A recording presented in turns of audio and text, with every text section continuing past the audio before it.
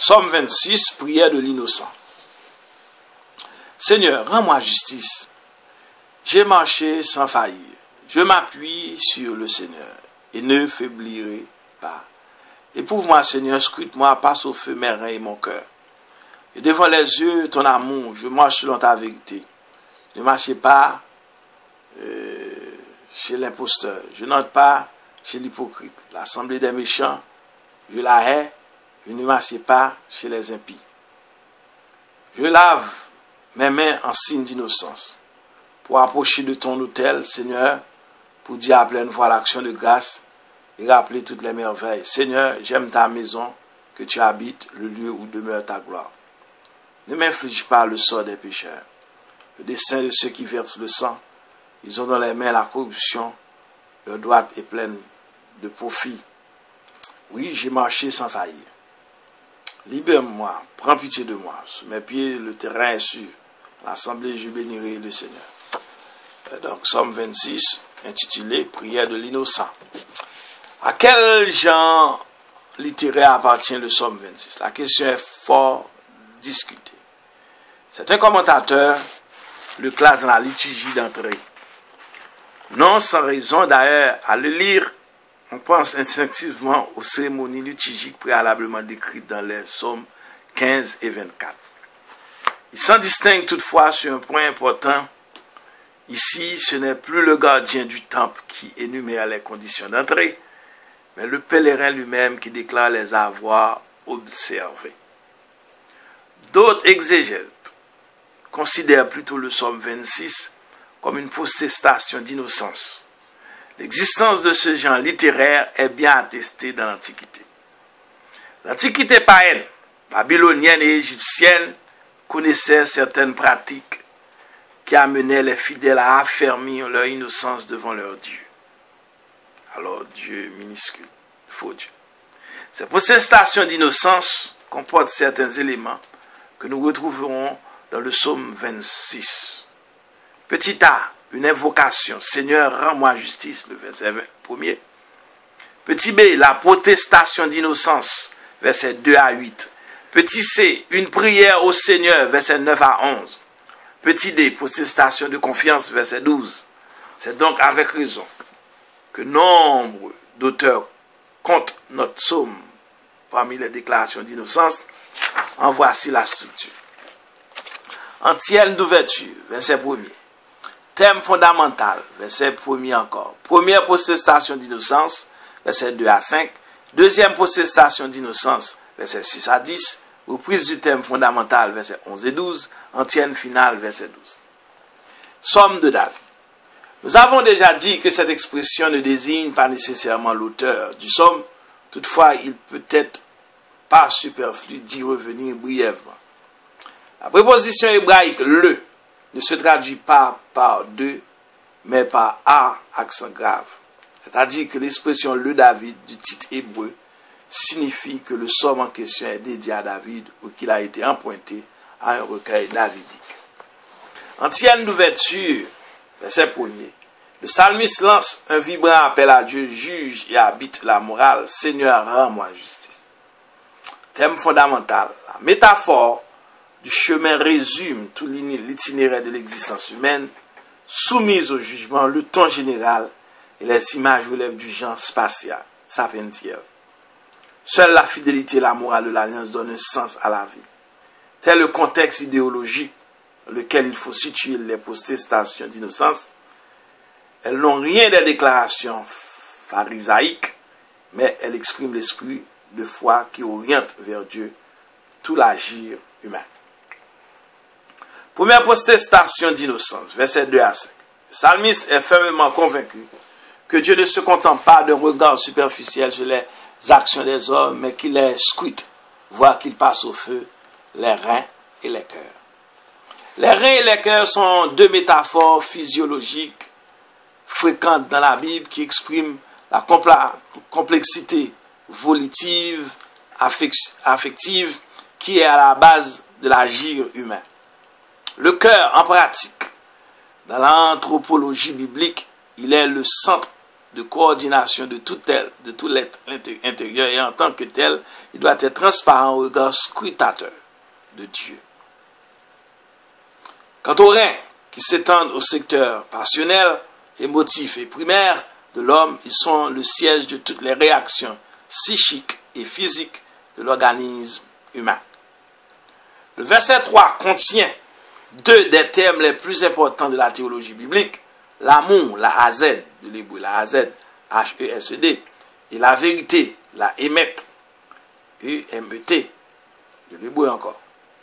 Deux grands attributs du Dieu de l'Alliance, ainsi le psalmiste a devant les yeux l'amour de Dieu, il marche dans la vérité. Verset 3. Marcher dans la voie de Dieu oblige à fuir le mal, comme l'indique la confession négative des versets 4 et 5. Je ne m'assieds pas chez l'imposteur, je n'entre pas chez l'hypocrite, je hais l'assemblée des méchants, je ne m'assieds pas chez les impies. Ce rituel était bien connu des religions antiques. Chaque année, le 5e du mois de Nissan, le roi de Babylone protestait de son innocence. Alors le mois de Nissan, qui est égal, c'est entre le mois de mars et avril, notre calendrier. Le roi de Babylone protestait de son innocence. Alors il dit ce rituel était bien connu des religions antiques. Chaque année, le 5e du mois de Nissan, le roi de Babylone protestait de son innocence devant le grand Dieu Marduk. Nous l'avons dit précédemment. En Égypte, c'était différent. Tous les défunts, les morts, devaient protester de leur innocence. D'abord en se présentant devant le grand Dieu, Osiris, ensuite en présence de ses 42 assistants. Voici quelques extraits des deux confessions contenues dans le livre des morts au chapitre 125. La première. Je n'ai pas commis l'iniquité contre les hommes, je n'ai pas maltraité les gens, je n'ai pas commis des péchés dans la place de vérité. La deuxième. J'ai donné du pain à l'affamé, de l'eau à l'altéré, des vêtements à celui qui était nu, une barque à celui qui n'en avait pas. Orgueil pharisaïque. Non, car l'auteur de ces confessions ne veut pas dire qu'il n'a jamais péché, il cherche plutôt à donner une idée de la perfection requise de la part des fidèles qui s'apprêtent à rencontrer le Seigneur. Voilà. Deuxième protestation d'innocence, versets 6 à 10. La seconde confession positive, celle-là évoque deux rites. Le lavement des mains et la marche, plutôt la danse autour de l'autel. On a recherché à savoir à quel moment de la cérémonie se faisait le lavement des mains, avant ou après le verdict divin justifiait l'accusé. À la suite de cette recherche, on est arrivé à la conclusion qu'il avait lieu après le jugement de Dieu. Puisqu'il en est ainsi, le verset 6, je lave mes mains, ne décrit pas le déroulement actuel de la cérémonie, mais il nous apprend que le suppliant souhaite accomplir ce rite le plus tôt possible. Il faut en dire autant de la marche autour de l'autel, mais ici nous ajoutons deux remarques. En premier lieu, il s'agit d'une danse rituelle bruyante et non d'une procession paisible et silencieuse. Deuxième lieu, la traduction de la Bible de Jérusalem. Je tourne autour de ton autel. Respecte mieux l'original. Le texte rigide du sautier nous approcher de son autel, Seigneur. Davantage, ces versets 6 à 8 méritent qu'on s'y arrête pour les informations qu'il nous livre sur le temple et sa liturgie. Souvenons-nous d'abord de la danse de David devant l'Éternel, 2 Samuel 6, verset 5.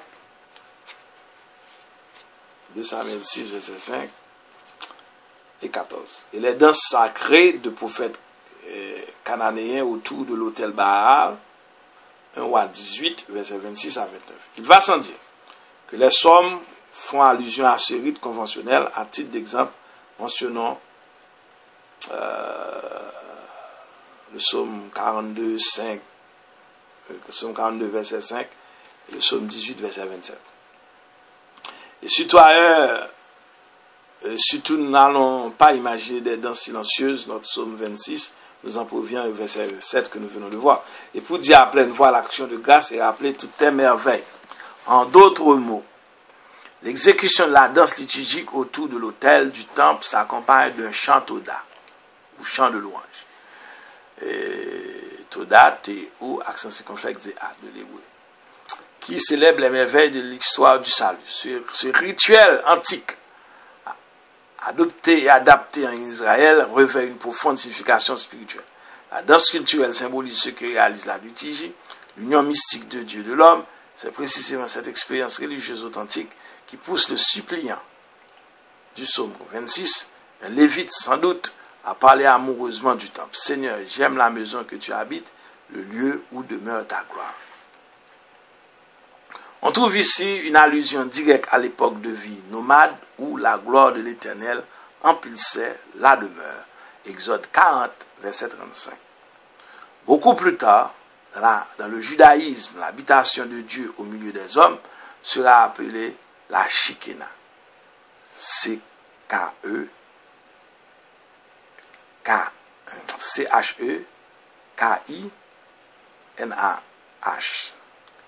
C-H-E-K-I-N-A-H, mot hébreu, la Shekinah. Donc, on vient de dire que beaucoup plus tard, dans le judaïsme, l'habitation de Dieu au milieu des hommes sera appelée la Shekinah. Ce mot dérive du verbe hébreu sakan, qui signifie planter sa tente. Plus tard encore, quand apôtre Jean plutôt, en Jean 1er, verset 14, parle de l'incarnation du verbe. Il emploie le verbe grec shenon, S-K-E-N-O-N. Comme je ne fais pas l'hébreu, donc c'est pour cela que je plais pouvoir comprendre. Alors donc, on dit plus tard encore quand apôtre Jean, dans Jean 1er 14, parle de l'incarnation du verbe, il emploie le verbe grec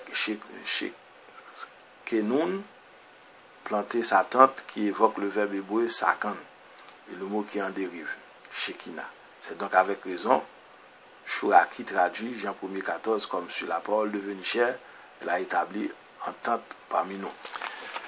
Donc, c'est ce que dit le Jean 14, verset 16, le Saint-Esprit vient pour demeurer éternellement dans notre cœur. Donc, j'ai appelé les mots hébreux pour vous, parce que je ne sais pas comment les vraiment épeler, mais je les ai appelés comme en français.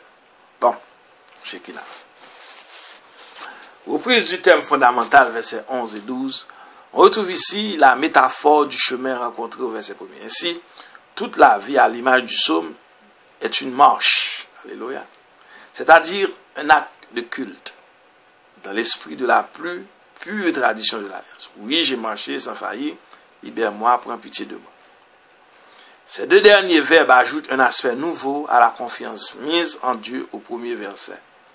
Ces deux verbes rappellent l'action salvifique de Dieu, libérer, pada, P-A-D-A-H, de l'hébreu, évoque la libération de la servitude de l'Égypte.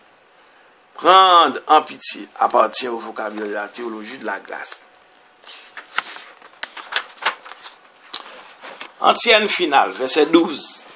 Le chant de louange adressé au Seigneur en pleine assemblée constitue la plus belle prière d'action de grâce. Le message de Laurent pourrait se formuler avec ce passage de l'Épître aux Hébreux 13, verset 18. Priez pour nous, quand nous croyons avoir une bonne conscience, résolus que nous sommes à nous bien conduire en toutes choses. Donc, c'était le psaume 26, intitulé Prière de l'innocent. Pasteur Gary de Montréal, Québec, Canada, 438 792 46 12 46 18. Gary, GARY.volsi@yahoo.com. Je le réécrirai aussi dans la vidéo pour vous. Maintenant, nous allons voir le psaume 27. Que Dieu vous bénisse.